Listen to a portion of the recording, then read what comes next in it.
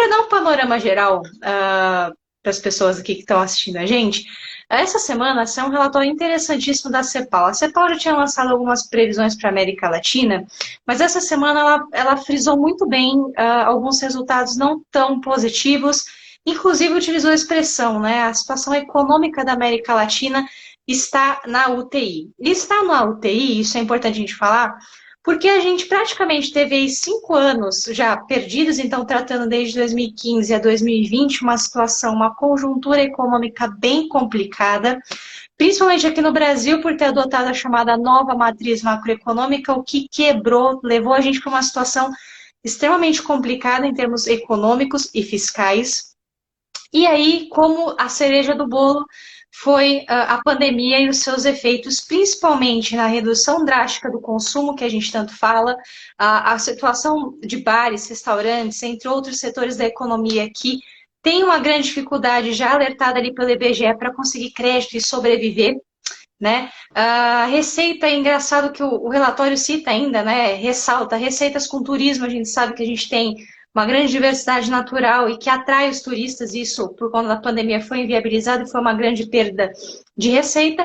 E, obviamente, o que eu quero comentar muito aqui é a questão do nosso aumento do desemprego e, principalmente, aquilo que eu já tinha falado em lives anteriores, um problema gigantesco com as questões previdenciárias. Lembra, a Previdência, ela está olhando para um cenário futuro para que vocês se aposentem. A lógica básica, o pressuposto básico é que, se aumenta o desemprego, as pessoas perdem renda, elas não conseguem projetar um cenário futuro. O que significa que a maioria das pessoas, principalmente na América Latina, tem deixado de contribuir com as questões previdenciárias e assistencialistas. Isso significa que a pobreza não só no presente vai estar muito bem exaltada, ou seja, vai ter muita pessoa na condição de pobreza, como assim no futuro? A pessoa provavelmente não vai ter uma assistência, não vai ter como se aposentar, como viver os seus anos dourados aí, né? Os anos de uma idade um pouquinho mais avançada, né? Para vocês terem ideia, tá? No Brasil, 36%, tá, do Brasil não está conseguindo contribuir com a Previdência. É lógico, existem números um pouquinho piores, vou trazer para vocês. Por exemplo, na Bolívia, 80% dos trabalhadores nessa atual condição não estão conseguindo contribuir com a Previdência. Outro país que é crítico, Guatemala, Peru, tá? O Peru está com 78% de não contribuição com as questões previdenciárias. Ou seja, lá no futuro a gente ainda vai ter problema. Não bastando isso, só para vocês terem ideia, em termos de extrema pobreza, o Brasil só nesse cenário da pandemia cresceu 7,4%. Ou seja, 7,4% das pessoas não têm simplesmente a condição de comer, o que é um número muito expressivo. Muita gente entrou nessa condição e provavelmente vai demorar para sair dela, ou seja, a gente retrocedeu nas questões de desenvolvimento humano, chamado IDH.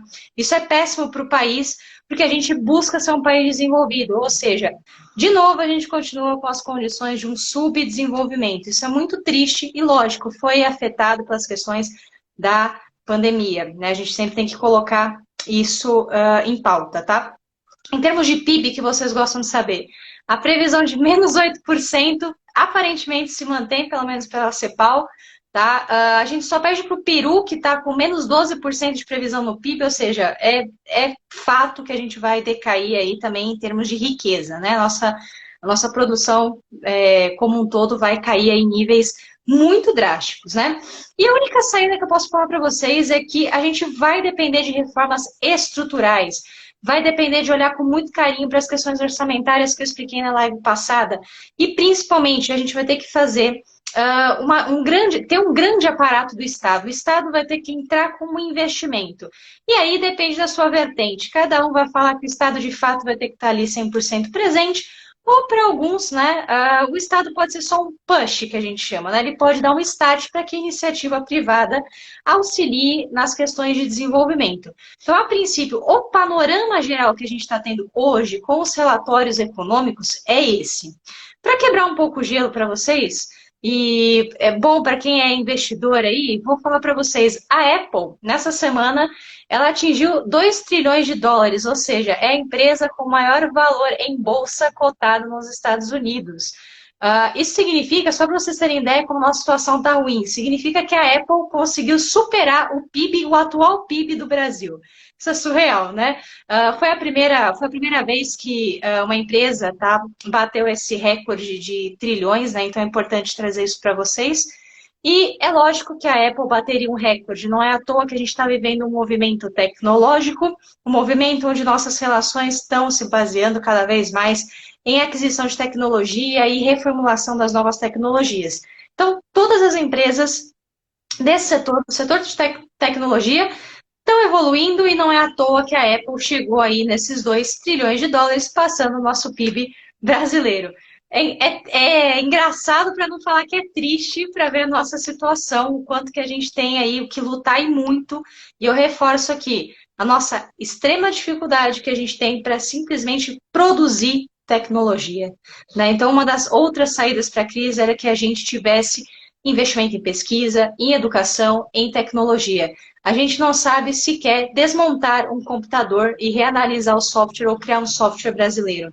Tá? Isso é muito grave. A gente poderia ser uma grande China, desmonta o computador, olha lá os componentes, remonta aos moldes brasileiros e manda para fora. Infelizmente, a gente continua sendo um país agroexportador, o que é muito triste, mas é a nossa realidade. Deixa eu ver se o Guilherme quer fazer aqui algum comentário desse panorama genérico aqui. Esse panorama sombrio, né, Nathalie? É um panorama sombrio, na verdade, que infelizmente como você bem falou, é extremamente preocupante, é real, né? E ao mesmo tempo é um panorama que teria que ser combatido a longo prazo. No curto prazo, muito difícil de combater, né, com medidas duras, mas a longo prazo, principalmente com um projeto educacional para que você reverta principalmente empregos, né? Eu acho que uma das coisas que tem me preocupado muito nesse cenário, Nathalie, é o que você falou logo no início em relação ao brutal desemprego que vem pela frente, né?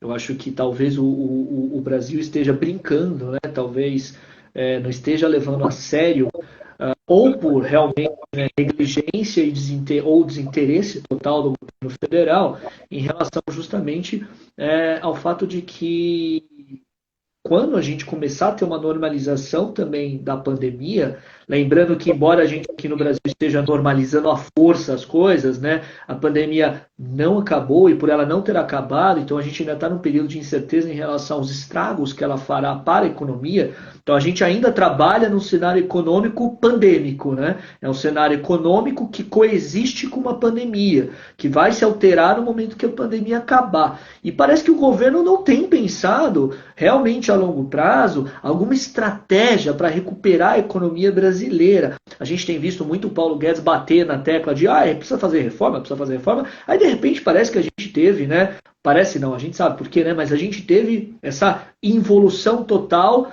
e a gente foi debater teto de gastos. Talvez, né, Natália, eu acho que principalmente quem está mais distante assim, do debate econômico, do debate político, não consiga nem ficar tão alarmado como a gente fica quando a gente percebe que o Brasil está discutindo o teto de gastos. Né, numa coisa que deveria ser consenso nacional, no sentido de que, olha, a gente tem um período de pandemia, um período difícil, a gente precisa de emergência, né, de auxílio emergencial, mas depois a gente precisa reequilibrar as coisas e olhar para essas pessoas que são as que estão sofrendo mais, de uma forma em que a gente ainda contemple elas, mas que a gente faça de uma maneira em que a gente não vai estourar lá para frente. Ou Sim. seja, a gente praticamente caiu na velha armadilha do populismo e na velha armadilha daquele que tem então somente um projeto de poder e manutenção do poder, né, que está visando eleições, né? Infelizmente, acho que o Brasil, uma boa parte do Brasil já percebeu, mas uma outra parte do Brasil precisa perceber que a gente não elegeu um presidente, a gente elegeu um candidato eterno à presidência, né? Ele é candidato o tempo todo, né? Ele não age como presidente, ele age como candidato desde que ele foi eleito à reeleição. E 2020 para 2022 tem muito tempo. E a gente ficar discutindo, estourar o teto de gastos, porque ele quer dar o auxílio emergencial que para ele, né, reverteu em um melhor desempenho na popularidade dele, é muito preocupante. É muito preocupante, não só pensando no cenário Bolsonaro a curto prazo, mas pensando daqui 10 anos. Pensando daqui 10 anos, porque realmente o Brasil não está fazendo aquilo que qualquer país teria que fazer agora. Investimento pesado em educação, para justamente combater o desemprego, já buscar estratégias para combater o desemprego e ao mesmo tempo com responsabilidade fiscal. Com responsabilidade fiscal. A gente está criando, né, uma avalanche, a gente está criando um monstro. Um monstro que depois, mais para frente, vai acabar devorando a gente. A gente conhece essa história, a gente sabe onde isso vai dar, e talvez, né, a crise de 2015 vire fichinha perto de uma crise que está para vir pela frente. Eu realmente, Nathalie, essa semana eu fiquei bem preocupado, né, com essa discussão do teto de gastos, com o Senado dando essa derrota, né, para o governo federal em relação a votar, né, a própria o não reajuste do servidor público, né, ou seja, todo mundo na sociedade cooperando, todo mundo tendo contrato suspenso, né, salário com 70%, né, ou seja, aí o servidor público vai ter reajuste ano que vem. Loucura, né, que loucura que o Senado estava fazendo, que irresponsabilidade que a Câmara dos Deputados ainda conseguiu corrigir. Mas lembrando que isso não foi em nenhum momento fruto, né, digamos aí, algo a ser dado para bater palmas para o presidente, porque o presidente ele segurou esse veto até o último dia que ele podia dar o veto, né, para esse projeto de reajuste salarial, e inclusive, antes de dar esse veto, ele fez um reajuste aos servidores do Distrito Federal, que é o que ele podia fazer, porque os reajustes são estaduais, né? É a autorização para que os governadores façam. Então ele ainda reajustou para os servidores federais, o que mostra que, na verdade, o presidente não está, servidores federais, o que mostra que o presidente não está preocupado com isso. Ele está preocupado com os efeitos eleitorais o tempo todo. O tempo todo. Então é muito, né, aterrorizante saber que a gente elegeu um candidato à presidência e não um presidente, né? Que obviamente coloca o país sem plano, sem projeto. E tudo dentro do que você falou, Nathalie, eu fico muito preocupado, né? Esse relatório da CEPAL foi assim, para realmente, para a gente ficar com medo, né? Não quero nem assustar todo mundo aqui, mas é para a gente ficar preocupado com o que vem pela frente. Ou o governo começa a fazer reforma, ou o governo começa a ser responsável, ou o governo estabelece um projeto a longo prazo para a educação. Bem, o mesmo governo que queria, né, pegar recursos do Fundeb para passar justamente para o auxílio emergencial. Ou a gente mais para frente vai cair num abismo e numa crise econômica muito, muito grave. Muito grave. Só para fechar isso que eu queria falar, Nathalie, lembrando que a gente ainda tem uma proposta, né, para taxação de livros, né? Ou seja, para taxação de livros no país, e sendo que, não sei se todo mundo aqui sabe, mas procurem se informar sobre isso, a gente teve cortes no orçamento para educação no ano que vem, tá? Ou seja, principalmente o MEC vai cortar gastos e pasmem, né? Também tivemos uma péssima notícia aqui no estado de São Paulo, né? O Dória também, né, aí perdendo qualquer reputação em relação, né, a ter justamente dito para o presidente Bolsonaro que ele era rigorosamente a favor da ciência, ele querendo justamente, né, ali cortar gastos da FAPESP, que é fundamental para o desenvolvimento de pesquisa, tecnologia e educação aqui no Brasil e no estado de São Paulo, né? Ou seja, cortar dinheiro da FAPESP com uma falácia, dizendo que na verdade é uma sobra, não há sobra na FAPESP coisa nenhuma, é dinheiro que já está vinculado a pesquisas futuras, a contratos futuros do ano que vem, daqui 2 anos, etc. Então é muito preocupante isso. A educação brasileira ela está jogada ao léu, ela está simplesmente sem projeto, e isso vai impactar no desemprego que vem. E vai ser duro. Vai ser duro. E as medidas paliativas em termos de desemprego, né? O próprio anúncio do Paulo Guedes que pode existir um aumento da suspensão, um aumento do prazo da suspensão de contratos, né? Por mais 2 meses. O que, lógico, uma medida paliativa segura emprego, ajudou bastante, mas isso a longo prazo não se sustenta, né? As pessoas precisam voltar a ter renda, as pessoas precisam voltar a ter uma certa estabilidade, eu diria, não só política, mas a própria economia como um todo, precisa voltar a ter essa estabilidade. E outra, né, só para relembrar vocês, já deixar aqui anotado na agenda, na próxima terça-feira, ou seja, dia 25, é muito provável que vá ter um novo pronunciamento sobre a carteira verde e amarela, que até hoje eu não entendo muito bem qual foi a proposta dessa carteira. E, lógico, a ideia do Renda Brasil, que vem atrelado com aquela resposta de que nós vamos gastar mais. porque a gente precisa reeleger ou a gente precisa manter Jair Bolsonaro no governo, porque ele teve um aumento expressivo, como o Guilherme já ressaltou para vocês, no Datafolha. Ou seja, o teto de gastos, todo aquele aparato liberal foi jogado no lixo. A gente vai gastar, vai estourar o teto de gastos. Por quê? O motivo maior são questões políticas e, obviamente, a gente está num cenário de pandemia, como eu já falei para vocês, não se trata a questão orçamentária de um aspecto econômico, é um aspecto, eu diria, hoje, 100% político, é o capital político. Não é à toa que o presidente vem aqui a público falar que sem esse tipo de articulação ele não governa.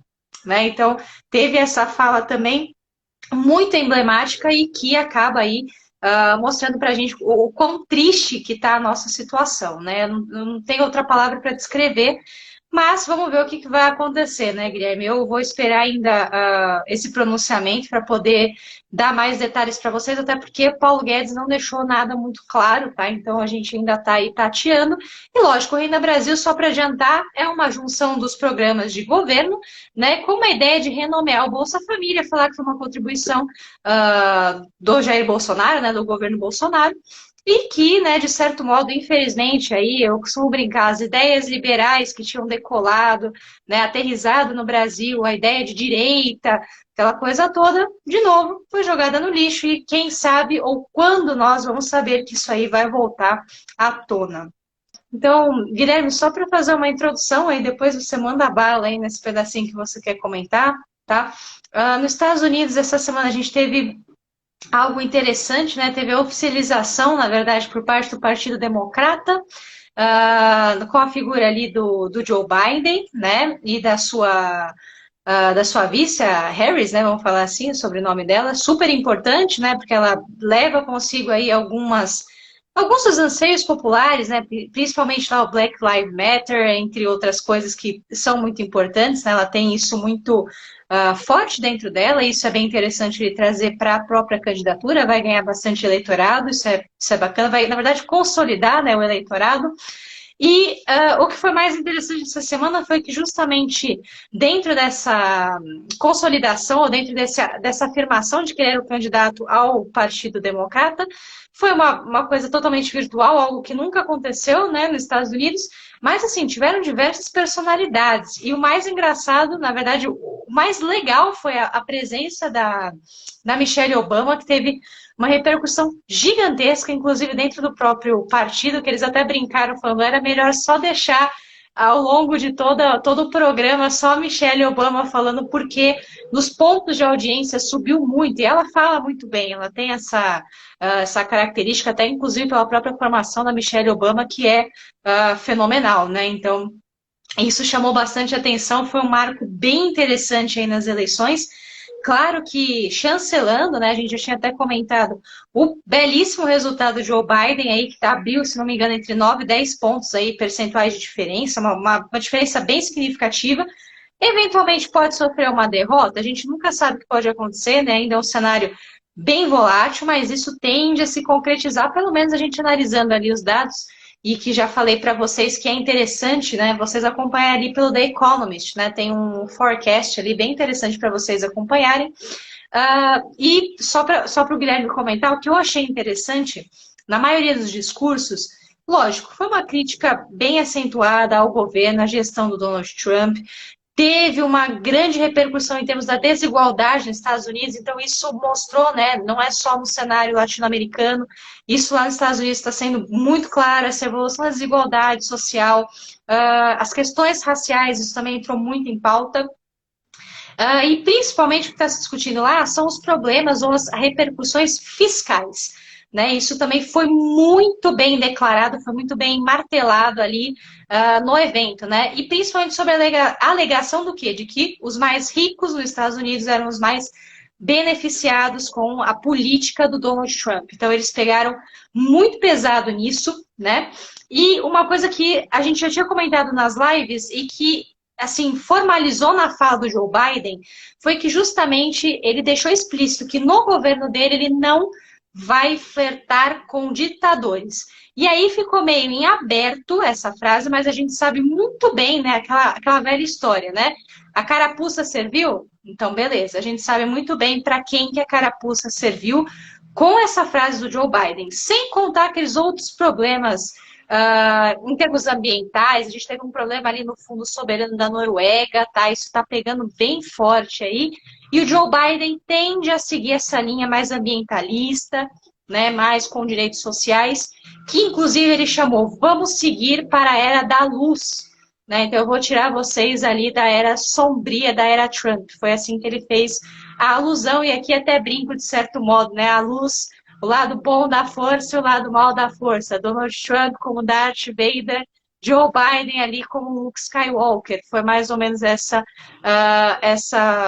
a alegoria que ele utilizou, essa comparação, e que fica mais fácil da gente entender, tá? É mais ou menos isso, já que o povo americano, assim como a gente consome muito essa esfera cinematográfica e esse irreal, tá? Mas, no geral, foi isso que aconteceu. Vou deixar aqui o Guilherme comentar um pouquinho, mas esse é o panorama geral aqui americano. Diga lá.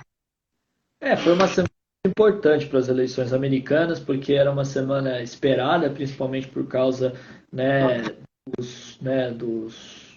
digamos, né, das falas que viriam na convenção, como ela seria feita, se ela teria uma boa repercussão, né, se as pessoas assistiriam, né, e foi muito positivo, na verdade, né, a convenção democrata ela funcionou muito bem, né, com digamos assim, a separação por dias das falas, né? Nós tivemos ali a fala do ex-presidente Bill Clinton, a gente teve inclusive, né, uma gravação do ex-presidente Jimmy Carter. Muita gente não sabe, mas o Carter está vivo ainda, né? O Jimmy Carter está super velhinho, mas está vivo, né? E a gente teve a fala da Michelle, que era a mais esperada, a do Obama. Hoje, aliás, vale a pena sempre dizer, né? A Michelle ela é mais popular que o próprio Obama nos Estados Unidos, né? A Michelle é uma das figuras mais populares dos Estados Unidos, ela tem uma reputação muito, né, muito grande, ela é muito respeitada, então a fala dela era muito esperada. E o que chamou a atenção foi, a fala da Michelle foi uma fala muito boa, foi uma fala incisiva, foi uma fala bastante, né, assertiva, em que ela falou com todas as letras de que o Trump era o presidente errado para os Estados Unidos. Então, nas falas dos democratas, né, ali a gente teve, principalmente, acho que esse foi o grande sinal positivo, uma convergência entre aqueles que falaram, uma convergência muito clara de que os democratas estão, dentro das suas diferenças, unidos para derrotar o Donald Trump. Né? Então, isso eu acho que foi um dos pontos mais positivos, porque essa convenção demonstrou justamente isso. Demonstrou que os democratas tentaram e entenderam que se não houvesse, né, a superação destas divergências, e aí a figura do Bernie Sanders é a figura mais importante, porque ele é a da ala mais à esquerda do Partido dos Democratas. O Biden é um moderado, né? Ele é um moderado, um centro moderado, mas a convergência, principalmente do Bernie Sanders, foi extremamente importante dentro do partido. E aí a gente pode, claro, né, também deixar bem marcado aqui que o discurso é difícil pronunciar o nome dela, né, mas a Kamala Harris foi um discurso extremamente emocionante, foi um discurso muito tocante, muito forte, né? Ela com a família dela dizendo, inclusive, né, que aquele era um momento histórico, que ela jamais teria, né, imaginado que ela diria a frase que ela falaria: eu aceito ser candidata a vice-presidente dos Estados Unidos. E é muito importante a figura dela, porque ela é o que representa hoje as minorias mais vulneráveis nos Estados Unidos. Né? Ela é filha de um jamaicano com uma mãe indiana, ou seja, representa principalmente a questão dos negros nos Estados Unidos e a questão dos imigrantes nos Estados Unidos. E a questão dos imigrantes envolve também a população latina nos Estados Unidos. Então, foi justamente uma escolha muito acertada, muito feliz, e o desempenho dela é muito bom. Ela fala muito bem, né? A Kamala Harris, ela fala muito bem, ela é bastante carismática, né? Ela vai ser a primeira, né? A primeira candidata à Casa Branca negra, né? Ou seja, E isso vai ser extremamente importante aí na campanha, ela vai ter um papel muito forte na campanha. Então a fala dela me chamou muito a atenção e foi uma fala, acho que das mais fortes. A fala do Obama também foi muito interessante e importante, porque a fala do Obama quebrou uma tradição, que é uma tradição dos Estados Unidos de longuíssima data.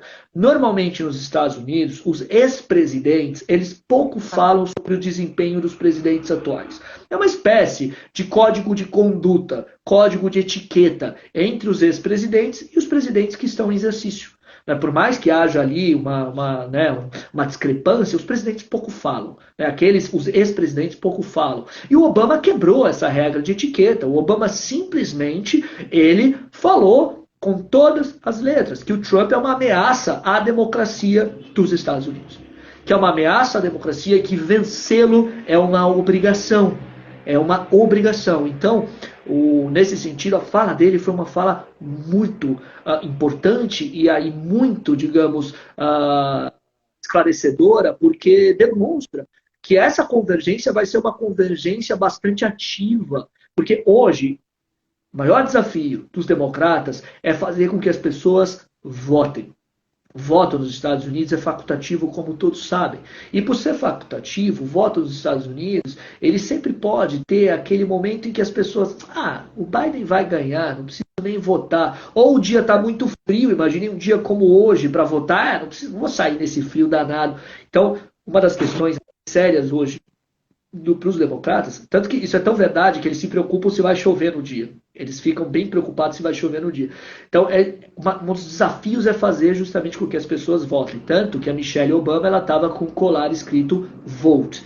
Né? Ou seja, esse é um trabalho que eles farão de maneira bem, digamos, assertiva. E eles sabem que eles têm que fazer isso. Então, para chegar, foram boas falas. Né? A Hillary fez uma fala razoável. O Clinton, eles tentam esconder o Clinton um pouco. Eles deixa o Clinton mais quietinho, deixa ele lá mais quietinho. Mas deram uma grande fala para o Obama, uma importantíssima fala da Michelle pela popularidade dela, pela reputação dela, e uma extraordinária fala da Kamala Harris, que foi, acho que para mim, um dos pontos mais fortes da convenção. E aí, finalmente, a fala do Biden. A fala do Biden foi uma boa fala. O Biden foi muito bem incisivo. O Biden ele teve frases ali que foram frases importantes, frases de campanha, de efeito. A luz vencerá, o amor é mais forte que o ódio, a luz vencerá as trevas, a obscuridade, e os fatos vencerão justamente as mentiras. Ou seja, eles vão, é como se a gente imaginasse, eles vão para cima. Ou seja, Biden teve um discurso muito incisivo, muito forte. O Biden também teve um discurso muito, digamos, empático com as vítimas do Covid. Quem não sabe, podem aí se informar, o Biden tem uma história de vida muito trágica. O Biden tem uma história de vida muito difícil. Ele perdeu a esposa dele no acidente de carro com a filhinha dele. O Biden tinha com a esposa dele 3 pequenos filhos, 3 bebês, praticamente, e a esposa dele acabou falecendo num acidente de trânsito, num cruzamento. Um homem dirigindo um caminhão, salvo engano, que estava embriagado, acabou batendo e matando a esposa dele e a filhinha dele, sendo que 2 filhos dele sobreviveram, mas ele perdeu um desses filhos recentemente, porque o filho dele teve câncer no cérebro. Então, o Biden ele tem uma vida difícil, ele tem uma trajetória muito trágica. Ele perdeu 2 filhos, perdeu a esposa, casou com uma professora que tem um currículo também extraordinário, ela tem um currículo extraordinário, a esposa do Biden. Então, o Biden ele teve no discurso dele uma espécie de empatia muito forte com as vítimas que vocês estão passando. Eu sei pelo que vocês passaram, porque eu sei o que é sentir esse vazio imenso interno, de algo que nunca vai ser, nunca vai conseguir ser preenchido. Então, foram falas muito fortes, foi uma convenção que deu muito certo. A convenção dos republicanos vai começar agora, vai começar esses dias agora, vamos ver também como vai ser o desempenho, mas tudo indica aí que os democratas saíram mais fortes, né, com a repercussão, aliás, das falas e da fala do Biden foi tão grande que até os meios de imprensa mais favoráveis ao Trump nos Estados Unidos elogiaram a fala do Biden, dizendo que realmente foi uma fala, né, muito forte, foi um discurso muito importante. Então, vamos ver. E ao mesmo tempo, Nathalie, a gente teve um grande soco no estômago do Trump, que foi a prisão do Steve Bannon. Né? Aliás, um grande soco no estômago do Trump e da nossa queridíssima família Bolsonaro aqui, né? Porque o Steve Bannon, é bom que a gente se lembre, o Steve Bannon, ele é mais importante, entre aspas aqui, eu poderia usar a palavra perigoso, mas eu estou usando a palavra importante, né? Ele é mais importante que o Olavo de Carvalho para o bolsonarismo e para essa extrema direita que apareceu no mundo. Né? O Steve Bannon, ele é aquele ideólogo, né, o arquiteto da candidatura do Trump.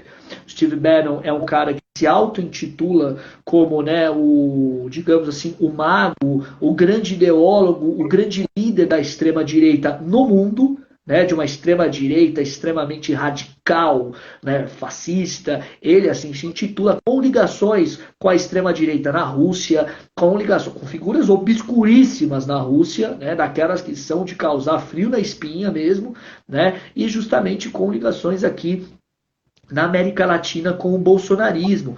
Não nos esqueçamos que quando nós tivemos um evento que foi comandado pelo Eduardo Bolsonaro sobre o pensamento de direita, o grande convidado dele, né, digamos assim, a grande figura da noite era o Steve Bannon.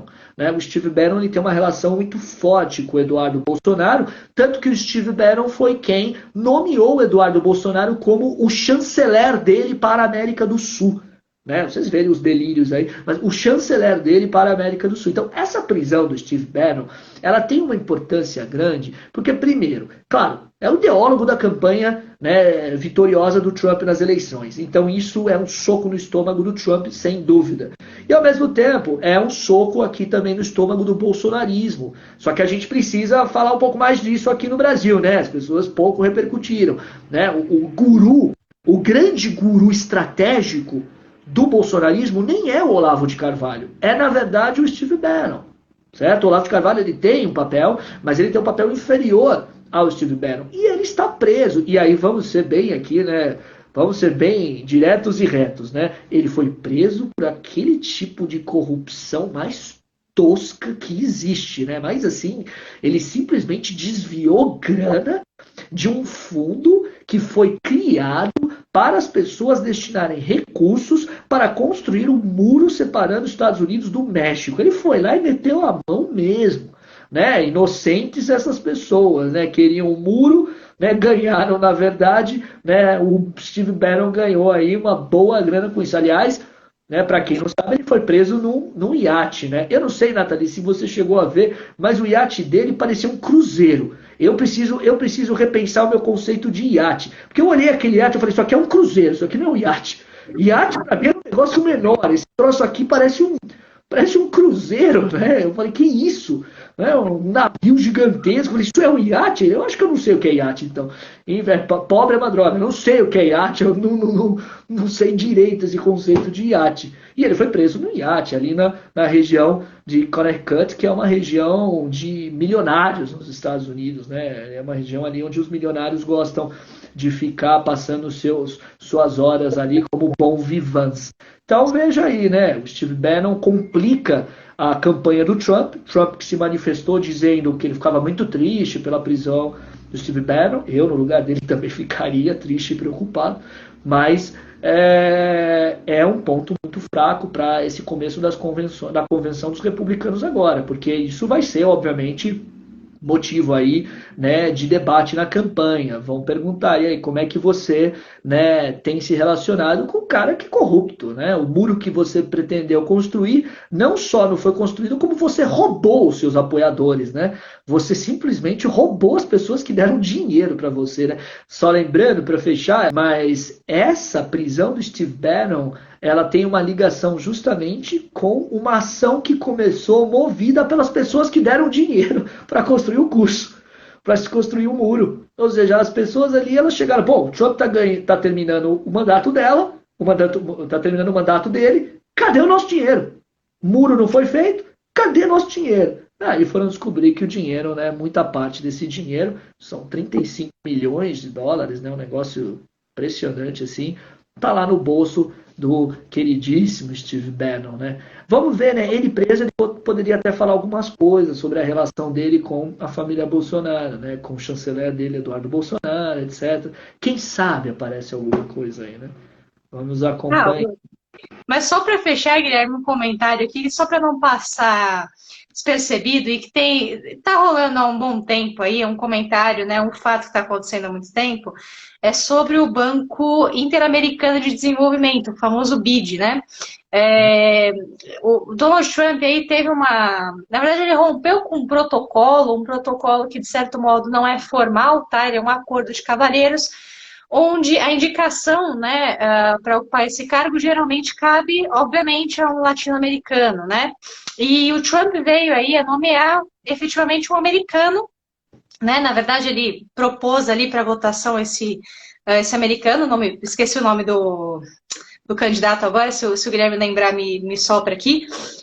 Só que, obviamente, isso causou assim, muita repercussão para os países, principalmente para a gente, que é latino-americano, e houve uma monção aí muito grande, né, com 22 ex-presidentes contra, né, essa nomeação, fazendo uma petição para que seja adiada essa nomeação por conta da pandemia, etc., para tentar não romper com esse acordo de cavalheiros. E por que isso é importante? Porque é uma tentativa, de certo modo, do Trump tentar manter ali uma certa posição do Partido Republicano, uma certa interferência em questões da América Latina, de certo modo, se a gente for analisar. E que, lógico, né, no momento pós-pandemia, a gente vai ter que recorrer ao Banco Interamericano. Nós somos a América Latina sem dinheiro. Algum lugar vai ter que vir esse dinheiro. Banco Interamericano, FMI, ou qual órgão que seja ali que possa nos ajudar. Isso vai ser inevitável. Então, se você coloca um americano, a chance de ter a destinação de verba começa a ser menor. Você começa a fazer aquele Make America Great Again, né? Você só foca ali nos Estados Unidos, né? Tem seus pontos prós e contras, mas para a gente, pensando aqui como latino-americano, é terrível. A gente vai estar numa situação muito complicada, né? E só para fechar, o que foi interessante é que até o ex-presidente Fernando Henrique Cardoso mostrou, né, se posicionou de certo modo favorável a esse adiamento, justamente porque a gente vai ter esse enfraquecimento do órgão, né, voltado ali para uma questão mais americana, e a América Latina está basicamente levantando a bandeirinha de paz, pedindo ajuda, né? Então ele foi muito mais nesse sentido. Não que ele apoie, não que ele tenha assinado essa petição, mas deixou claro aí o posicionamento, né? A gente tendo aí uma outra vertente, né? Não apoiando o Trump, né?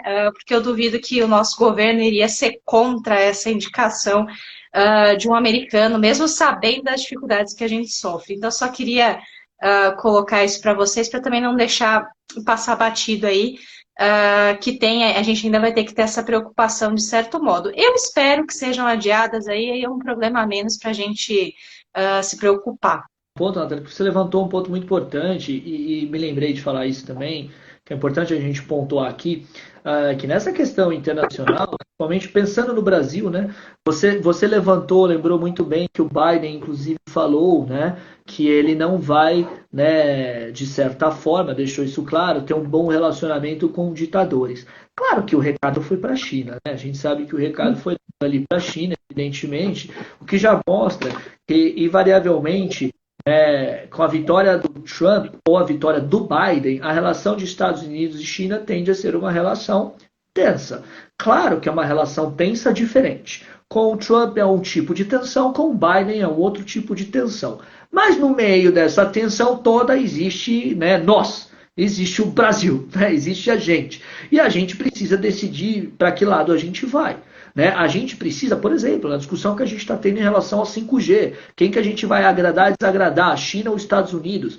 Né? A gente, enquanto a Coreia do Sul está discutindo 6G, né? Eles já estão discutindo projeções 6G, a gente, coitado da gente, né? A gente dá uma dó da gente que é triste.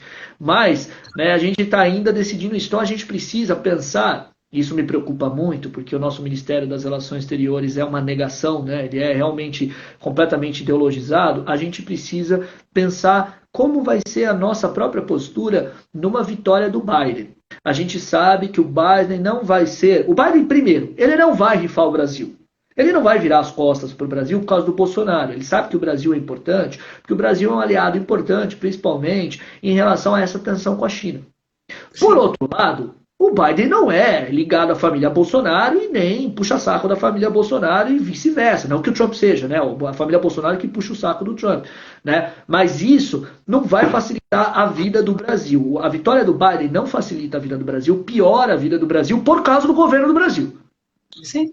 Diga de passagem, por causa do governo do Brasil. Porque uma vitória do Biden hoje é muito mais favorável ao mundo do que, né, uma vitória do Trump, como acho que todo mundo aqui sabe, todo mundo concorda. Né? Uma vitória do Biden é extremamente importante, né, para muitas coisas, né, que estão acontecendo na seara internacional e para o próprio Brasil acontecer. Então, nesse ponto, o Brasil vai precisar ter uma política mais séria e com certeza o Brasil vai ter que rever alguns ministérios. Né? Por exemplo, o Ministério das Relações Exteriores muito provavelmente vai ter que mudar. Então o Bolsonaro vai ter aí pela frente, né, uma dificuldade muito grande, né, ou o Mourão, não sei, vai ter uma dificuldade muito grande que ele vai ter que efetivamente rifar o Ernesto Araújo. Depois de tudo que o Ernesto Araújo trouxe, todo o trumpismo que é de ideologia, o Steve Bannon, inclusive, é um grande influenciador do Ernesto Araújo. O Ernesto Araújo não vai ter condições de continuar. Né? Então, com a vitória do Biden, o Ernesto Araújo não tem condições de continuar. Outro que não tem condições de continuar com a vitória do Biden é justamente o Salles. O ministro Salles, aliás, ele já não tem condições de continuar há muito tempo. O agronegócio já está pedindo, no fundo, para ele sair. Então, olha, ela acabou de trazer aqui a questão do meio ambiente, que é um ponto onde eu ia chegar. Que justamente a questão do meio ambiente vai ser uma questão que o Brasil vai ter que, já tem que rever para ontem, né? Porque o que a gente está fazendo na educação e no meio ambiente é um desastre, é catastrófico, né? Os estragos, e aí o pior de tudo, né? O estrago em educação é o estrago como sociedade a longo prazo, e o estrago no meio ambiente é aquele estrago que é irreversível. É irreversível. A gente está estragando aquilo que não volta, que são os recursos finitos da Terra. Então, a vitória do Biden vai ter que, pelo menos, pressionar o Brasil a tomar decisões aí muito claras na área das relações internacionais e na área, principalmente, do meio ambiente. Ou o Brasil começa a mudar nessa área do meio ambiente, ou o Brasil vai ter muita dificuldade. A gente viu, inclusive, essa semana, a Angela Merkel se manifestando, né, no sentido de que a União Europeia tem revisto e pensado muito claramente se há realmente alguma possibilidade ou vantagem desse acordo de União Europeia e Mercosul. Ou seja, a Angela Merkel deixou claro, o acordo União Europeia-Mercosul fez água, foi para o saco. Ou o Brasil muda essa política ambiental dele, ou não vai rolar esse acordo União Europeia-Mercosul. Não vai passar, né, nos parlamentos dos países que são membros da União Europeia. E o pior de tudo, o que a Alemanha diz na União Europeia é meio o que o líder diz. A gente sabe que a Alemanha tem um papel de protagonismo na União Europeia. Então, se a Angela Merkel falou isso, é bem diferente a Angela Merkel falar do que a Holanda falar, do que a Bélgica falar. É a Alemanha falando. Se a Alemanha não aceita, já era. Não tem como passar de jeito nenhum. Né? A Alemanha e a França têm um peso muito maior na União Europeia do que os outros países que integram a União Europeia. Então, nesse sentido, vem aí para o governo Bolsonaro e para o Brasil uma série de dificuldades. Que ou o governo vai ser responsável e tomar medidas com a vitória do Biden, assim a gente estima, né? Ou a gente vai se isolar cada vez mais e vamos trazer problemas muito sérios para nós. Problemas muito sérios. Né? Isso eu posso dizer aqui, né, uma vitória do Biden ela não é compatível com a subsistência do Ernesto Araújo no Ministério das Relações Exteriores. O Ernesto Araújo, ele é Steve Bannon. Ele vai ter que sair. E o Salles já é um zumbi lá, né? O Salles já devia ter saído há muito tempo, Vamos ver o que vai acontecer. Mas, de qualquer forma, né, a vitória do Biden nesse ponto de o Brasil arrumar os eixos, né, do Brasil parar com essa catástrofe que a gente tem construído aqui, seria muito importante. Né? Ou, de certo modo, né, o Bolsonaro vai negar que ele ganhou, alguma coisa do tipo, não vai parabenizar, né, uma outra possibilidade aí, e ele se volta contra tudo, né? Com certeza o Biden vai tremer, né? O Biden vai ficar ali na cadeira dele na Casa Branca tremendo, com O reconhecimento do Brasil. Imagina o Biden imaginando as Forças Armadas Brasileiras invadindo os Estados Unidos, né? Seria realmente algo assim. O Biden ele vai perder, acho que. Não sei se ele perde um segundo. Talvez ele dê risada, né? Talvez ele dê risada. Mas, Mesmo mais porque, provável. mesmo porque ele vai falar, meu, que país você pensa que você é? Sua economia está em frangalhos. Se a gente movimentar aqui qualquer coisa na economia americana, a gente arrebenta a economia de vocês. Né? A gente tem relação tensa com a China, sua economia está em frangalhos, a gente é um poder bélico. Nós somos um dos maiores poderes, se não ainda o maior poder bélico do planeta. O que você vai fazer? Você vai não reconhecer a minha vitória? É ridículo.